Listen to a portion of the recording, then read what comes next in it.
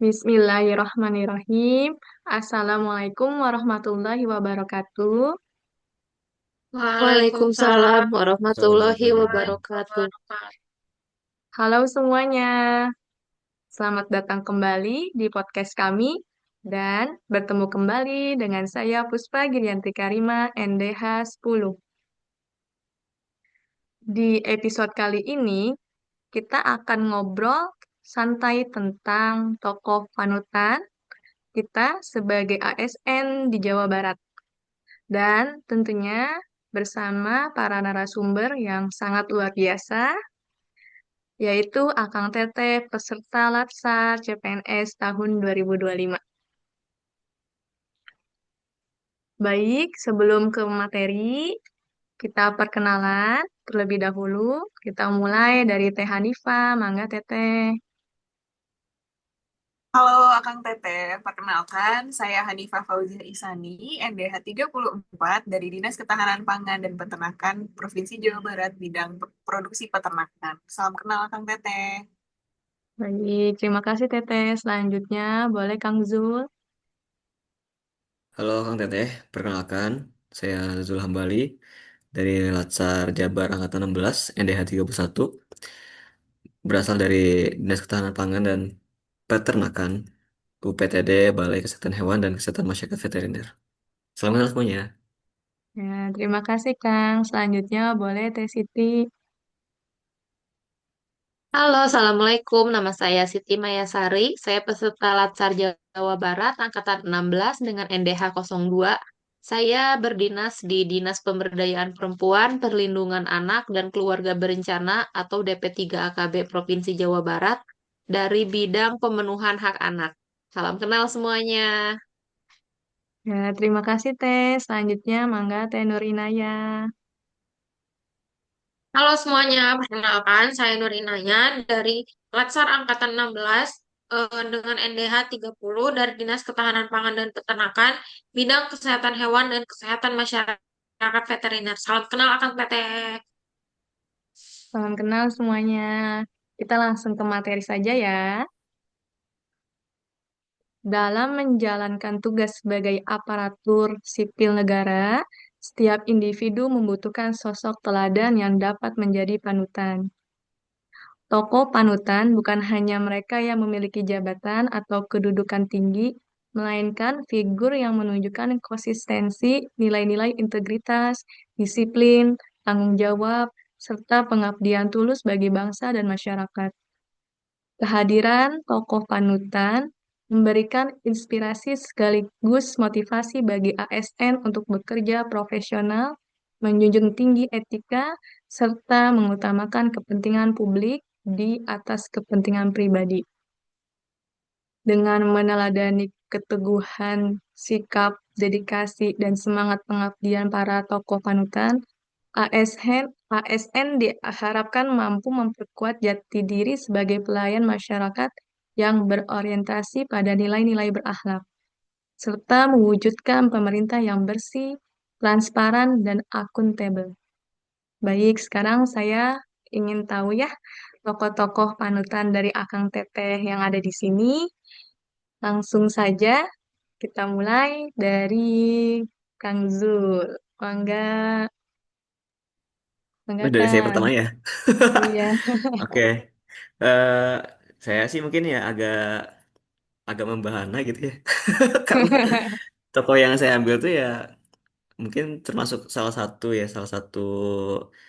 tokoh terbaik di peradaban manusia gitu. Saya mengambil tokoh untuk yang diteladani yaitu baginda Nabi besar Nabi Muhammad SAW. Wih, mantap Kang, lanjutkan. Oh ya, jadi kenapa ya saya mengambil topiknya ke arah Nabi besar Nabi Bana Muhammad SAW? Karena menurut saya beliau ini eh di di mana-mana pun pandangannya itu selalu bagus gitu. Dan saya ngerasa kayak oh nilai seorang ASN tuh juga sebagai pelayan publik itu juga nggak mesti juga bisa ambil sikap ke Nabi Muhammad itu. Kalau kita omongin nilai berakhlak, banyak orang juga kan berpikir kayak dunia ASN itu atau pelayan publik ya cuma ngambilnya ke peraturan-peraturan atau bagaimana. Tapi kalau Nabi Muhammad itu kan juga kita gimana cara kita bersikap dari antara sesama manusia gitu. Kali ini menurut saya nggak cuma berhenti di aturan kerja, tapi bisa kita lihat dari keteladanan Nabi Muhammad ya. Salah satu sosok paling berpengaruh di dunia. Menariknya, setiap aspek core value berakhlak ini ternyata nyambung banget sama perilaku beliau gitu. Mulai dari pertama ya, kayak misalnya berorientasi pelayanan atau kita tahu sendiri kan kalau Nabi Muhammad tuh sebagai pelayan umat atau pelayan Allah sih Panutan ya. sebenarnya. Cuman dia itu memang selalu memperhatikan umatnya gitu. Nabi Muhammad selalu menempatkan dirinya sebagai pelayan, bukan sekedar pemimpin saja gitu. Beliau melayani umat dengan penuh kasih sayang, bahkan kepada orang yang dibenci sekalipun gitu. Menunjukkan kalau dia tuh melayani itu bukan tugas biasa, tapi ibadah juga gitu. Kemudian lanjut ke bagian akuntabilitas gitu. Sejak muda nih, Nabi Muhammad tuh sudah dikenal sebagai seorang yang al-amin atau orang yang jujur, amanah, dan bisa dipercaya. Karena sejak kecil dia sudah mulai berdagang dan dia memiliki tanggung jawab yang besar ya. Sehingga setiap dia berdagang tuh banyak orang yang suka dan menjadi saudagar kaya gitu. Hal ini juga menjadi contoh bahwa beliau tuh memiliki sikap yang integritas yang sangat baik gitu. Kemudian ada juga sisi kompetensinya ya.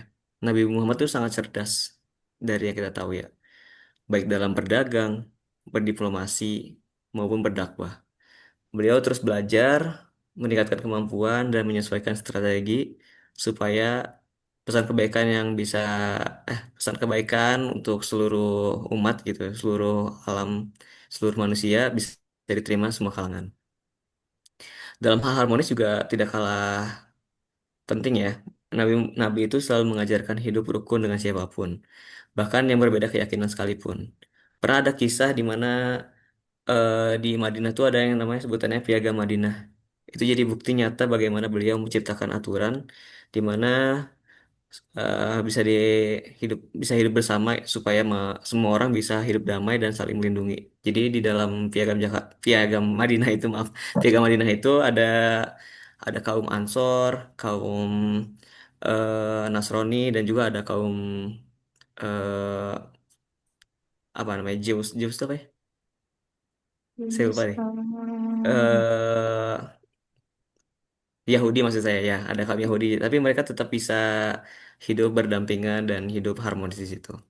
Kemudian untuk loyalitas itu, Nabi menunjukkan kesetiaan mutlak kepada kebenaran dan aturan Allah. Loyal bukan berarti tunduk pada manusia, tapi pada nilai keadilan, meski itu menyangkut orang terdekat sekalipun. Di sini ada salah satu contohnya, beliau itu eh, sangat menaati aturan, entah dibuat maupun di dunia maupun dari Allah sendiri. Eh, ada satu kisah di mana dia pernah menghukum salah satu dari keluarganya karena telah berbuat salah. Jadi dia tidak hanya memandang bahwa ini keluarga saya harus ringankan, tapi enggak. Dia tidak memandang bulu. Semuanya tetap disamaratakan seperti itu. Lanjut ke bagian adaptif sih ya. Beliau juga sangat adaptif dalam berdakwah atau memimpin perang. Nabi selalu peka sama situasi dan bisa cepat menyesuaikan cara penyampaian atau strategi agar tepat sasaran. Dan yang terakhir nih, eh, Nabi sangat kolaboratif. Setiap keputusan besar selalu dimusyawarahkan bersama para sahabat, mendengar saran dan menghargai pendapat orang lain. Contohnya ketika menerima ide Salman Al-Farisi ya pada perang Khandaq, di mana saat bermusyawarah Salman Al-Farisi memberikan saran untuk membuat parit supaya tidak ada kuda dari musuh yang bisa masuk ke dalam kota seperti itu dan akhirnya kayak atas saran tersebut yang didengar oleh Nabi Muhammad dan dijalankan umat Islam pada saat itu bisa memenangkan perang Khandaq. Begitu sih yang dapat saya sampaikan ya. Jadi kalau menurut saya dengan meladani Nabi Muhammad SAW terutama pada core value berakhlak, ASN juga dapat bekerja melakukan pelayanan publik yang penuh makna. melayani masyarakat dengan hati, memegang teguh integritas, serta menciptakan lingkungan kerja dan pelayanan yang adil, inovatif, dan harmonis. Mungkin itu sih ya. Terima kasih Kang Zul. Masya Allah sekali ya Masya pilihan Kang Allah. Zul. Pilihan Kang Ya, Zul yaitu baginda Nabi Muhammad SAW. Tentunya Nabi Muhammad SAW sangat menginspirasi kita sebagai umatnya dan patut mencontoh suri tauladan Nabi Muhammad SAW. Untuk berikutnya, saya ingin dengar dari Teh Siti Maya. Mangga Teteh. Terima kasih Teh Puspa atas waktu yang diberikan. Kali ini saya mm, membuat ringkasan sedikit mengenai panutan bagi saya. Saya di sini menunjuk Ibu Atalia Praratia, SIP MIKOM sebagai panutan saya.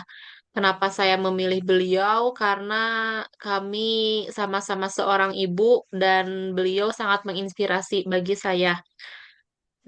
Selain itu juga beliau telah berhasil menerapkan nilai-nilai berakhlak secara nyata dalam kiprah dan perannya di masyarakat, khususnya di bidang pemberdayaan perempuan, perlindungan anak, dan ketahanan keluarga. Beliau menunjukkan kepedulian dan keberpihakan melalui pelayanan langsung yang dirasakan manfaatnya atau berorientasi pada pelayanan. Beliau juga melaksanakan program secara terbuka dan dapat dipertanggungjawabkan atau akuntabel, serta terus mengasah kapasitas diri untuk memberi inspirasi. Contohnya, beliau tidak berhenti untuk mengenyam pendidikan hingga saat ini telah bergelar seorang doktor. Dan itu bagian dari sifat kompeten. Sikap hangat, rendah hati, dan kedekatannya dengan berbagai kalangan mencintai, mencerminkan nilai harmonis, maaf. Sementara kesetiaannya mengawal program pembangunan di Jawa Barat menunjukkan loyalitas yang tinggi, kemampuannya mengikuti perkembangan zaman dan memanfaatkan teknologi digital menunjukkan dari sifat adaptif. Sedangkan dari sifat kolaborasi, beliau menunjukkan keterbukaan menjalin sinergi dalam berbagai pihak.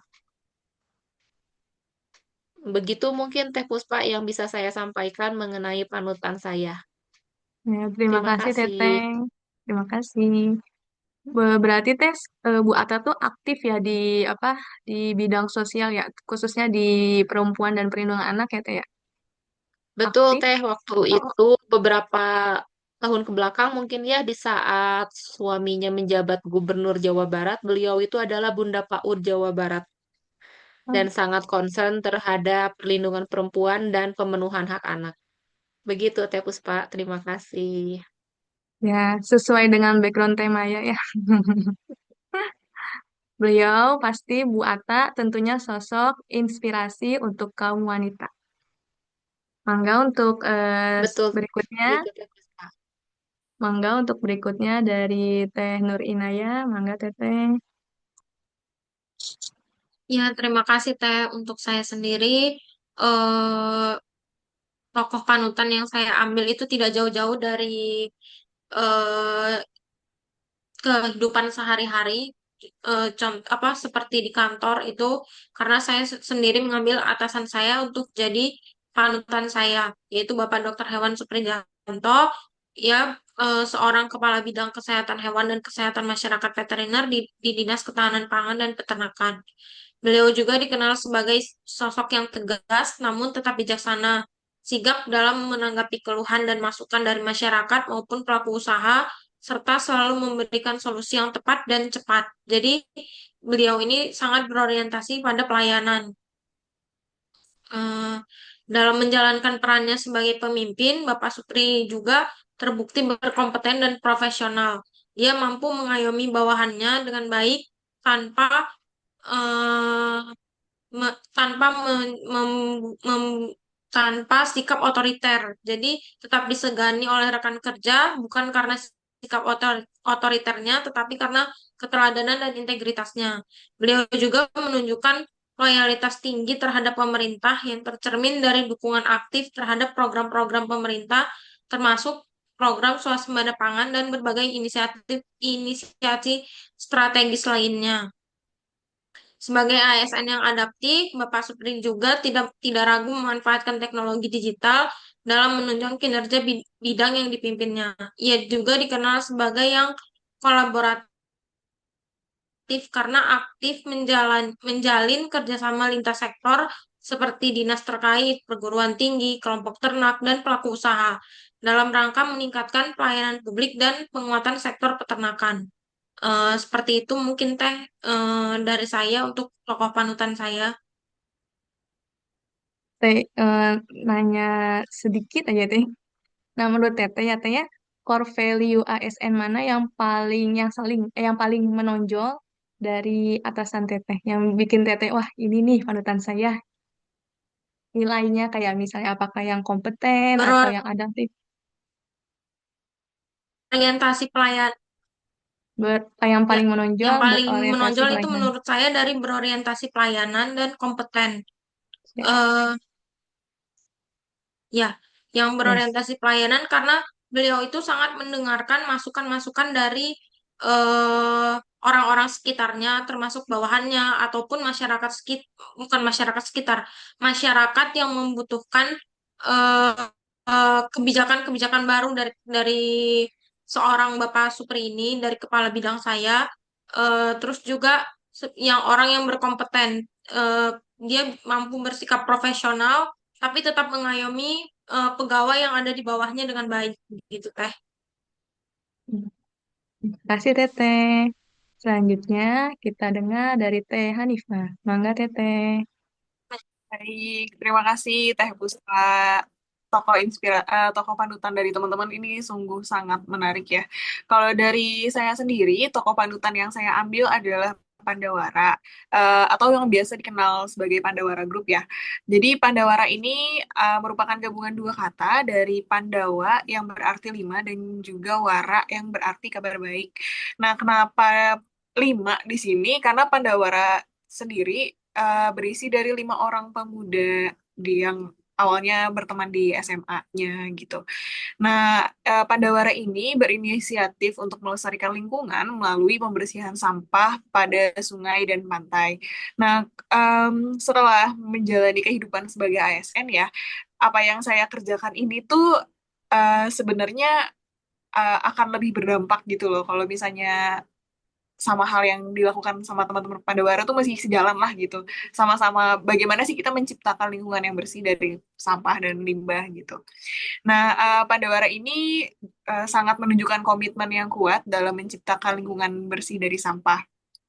Nah, untuk berorientasi pelayanan ini sungguh sangat terlihat nyata gitu karena Pandawara ini selalu mengedukasi masyarakat melalui media sosial dan juga menggalang partisipasi aktif. Nah, partisipasi aktif ini tuh terjalin pada saat ada kegiatan pembersihan sungai maupun pantai gitu.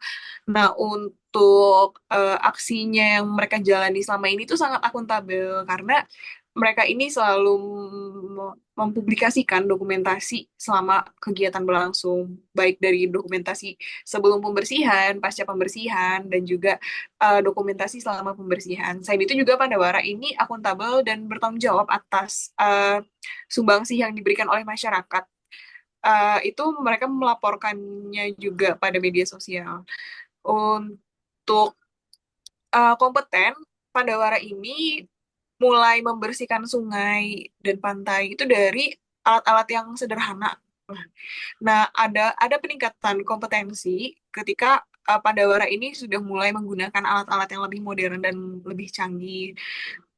Sehingga cakupan pembersihannya ini bisa lebih skalanya lebih besar lagi ya. Nah, selain itu juga kompeten yang ditunjukkan oleh Pandawara ini adalah pada publikasinya di media sosial, karena semakin berjalannya waktu ya, Pandawara itu kan terkenal sejak 2022 sampai saat ini, konten-konten yang dipublikasikan ini juga menunjukkan peningkatan yang lebih menarik lagi tentunya untuk kita.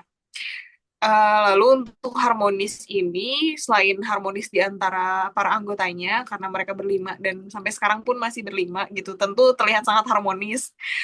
Selain itu, Padawara sendiri ini harmonisnya itu ke masyarakat juga, karena kan bagaimanapun area yang mereka bersihkan ini area yang bersinggungan langsung dengan masyarakat gitu. Eh, Selain itu juga Pandawara ini kan suka membuka volunteer ya. Nah, antara Pandawara dan volunteer ini juga menunjukkan keharmonisan karena sampai saat ini masih banyak juga peminat yang ingin mendaftar sebagai volunteer di Pandawara.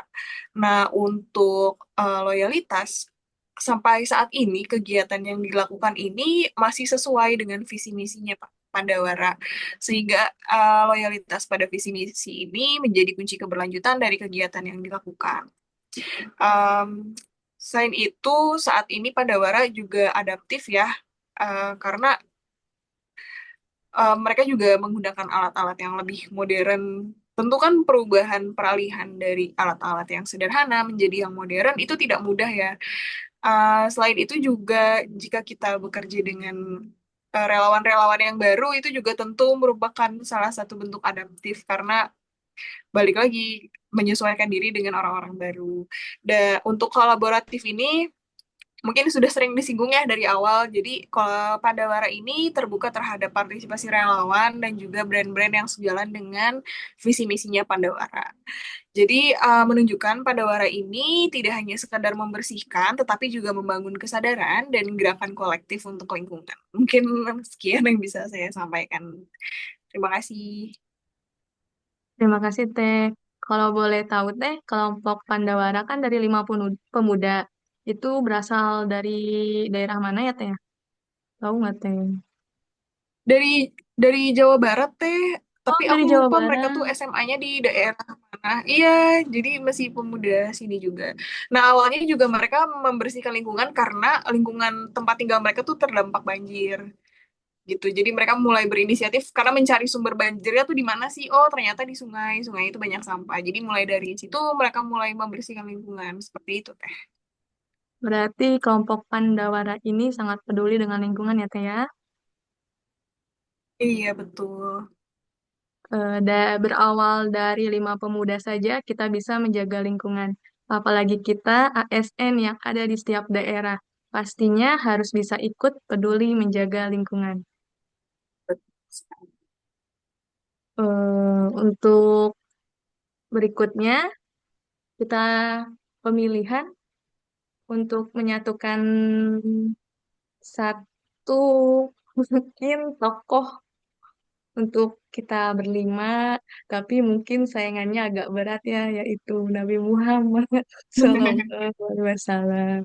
Mangga, mau eh, apa teknis penilaiannya? Mau gimana? Kita sebut satu-satu. Gimana? Kalau menurut saya sih semuanya bagus, Teh. Iya, Dan pasti. mungkin dari semua apa Dan ya, yang sangat semua mencerminkan. iya, yang penting itu bisa kita jadikan cerminan kita untuk sebagai ASN, untuk kita berorientasi pelayanan dan juga core value lainnya gitu. Itu sih. Oke. Semuanya juara aja Betul lagi. sekali sih. Iya, karena semuanya tuh mencerminkan di bidang masing-masing gitu.